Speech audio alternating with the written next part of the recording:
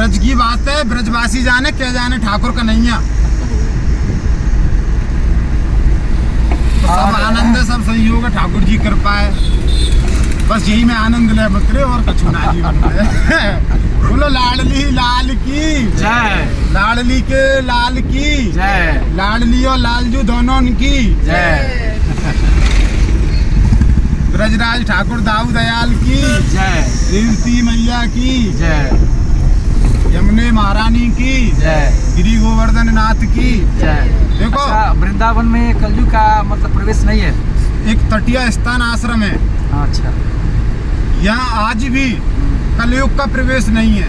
अच्छा, स्वामी श्री हरिदास जी ने कुंज जो बिहारी जी है ना वो प्रकट किए थे। अच्छा, बिहारी जी सुने वृंदावन में आपने? हाँ, दर्शन करें। हाँ हाँ हाँ जो बिहारी जी है ना हाँ, वो किसी के द्वारा बनाई हुई मूर्ति स्ट्रक्चर की नहीं है, वो स्वयं जमीन में से प्रकट हुई है। अच्छा, हाँ, वो स्वयं जमीन में से प्रकट हुई है।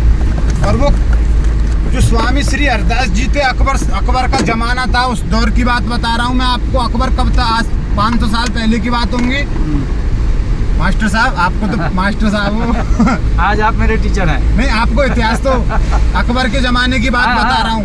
500 साल पुरानी बातें होंगी। जी जी। उस समय बिहारी जी प्रकट किए थे वृंदावन में। अच्छा, स्वामी श्री हरिदास जी ने, जो तानसेन था ना, तानसेन, वो राजा महाराजाओं के लिए भजन संध्या गाने सुनाता था, और वो राग ऐसा सुनाता था कि उसके राग को सुन के अकबर बहुत प्रसन्न हुआ। अच्छा, तो अकबर ने कहा तेरे गुरु कौन है?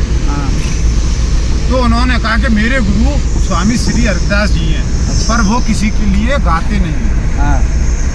मैं गाता हूँ राजाओं के लिए, वो गाते हैं जो पूरे संसार का सृष्टि का मालिक है, ठाकुर कृष्ण, उसके लिए वो गाते हैं बस। वो किसी के कहने से नहीं गाते हैं।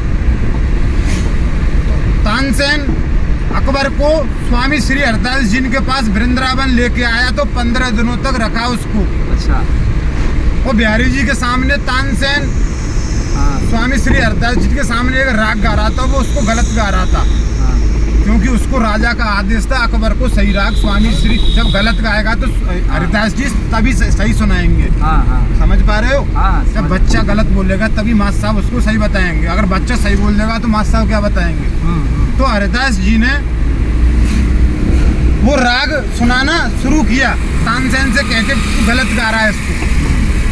तभी अकबर को बुला लिया, अकबर को सुनाया वो राग बिठा के। अकबर तो चक्का हो ही जाएगा, क्योंकि वो बिहारी जी अकबर से कहा कि तू तो कुछ नहीं है। तो उन्होंने कहा कि मैं तो राजाओं के लिए गाता हूँ, ये बिहारी जी के लिए गाते हैं, तो इनकी समझो। तो महाराज अकबर उस जमाने में 1 लाख रुपए का इत्र लाया था। अच्छा, क्या लाया था? इत्र क्या होता है? सुगंधित पदार्थ। उस समय 500 साल पहले 1 लाख रुपए की कितनी कीमत थी, आप बताओ, सोचो। करोड़ों में हो जाए। अरे महाराज, करोड़ों में तो 20 साल पहले ही, वो 50 साल पहले ही थी। अरबों में होगा। हिसाब नहीं लगाया जा सकता, क्योंकि वो राजा था। भाई राजा तो राजा ही होता है।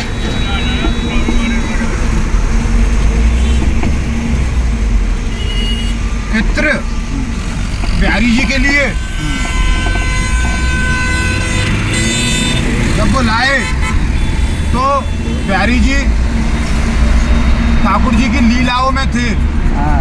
मतलब नेत्र बंद करके हम कुछ सोचते हैं, ऐसे वो बिहारी जी की लीलाओं में सोच रहे थे। अकबर ने इत्र दिया। इत्र हरिदास जी ने जो बिहारी जी प्रकट किए थे, उन्होंने वो रज में फेंक दिया। रज बोलते हैं रेती को। अब वो अचंभित कि मैं राजा होके 1 लाख रुपए का इत्र लाया, उन्होंने मेरा अपमान करके यूं ही फेंक दिया।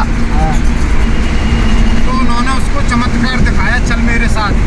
बिहारी जी के मंदिर में ले गए, वो ही इत्र बिहारी जी के सिर से टपक रहा। अकबर देख के उसको दंग रह गया, ये तो इन्होंने वहाँ फेंका था और ये यहाँ कैसे आ रहा है।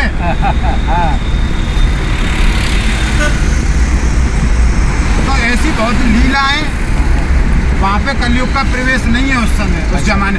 वहाँ के जो गद्दी पे बैठते हैं ना महाराज, अगर उनको कहीं जाना हो तो बैलगाड़ी लेके जाते हैं। बैलगाड़ी सतयुग में भी थी, हाँ हाँ, गलत तो नहीं कह रहा। नहीं नहीं सही बात। रज पे बैठते हैं मिट्टी में, वो सतयुग में भी थी, हाँ हाँ वो सतयुग में भी था। हाँ हाँ, तो वहाँ कलयुग का कोई भी प्रवेश नहीं नहीं है। बोलो कुंज बिहारी श्री हरिदास महाराज की जय।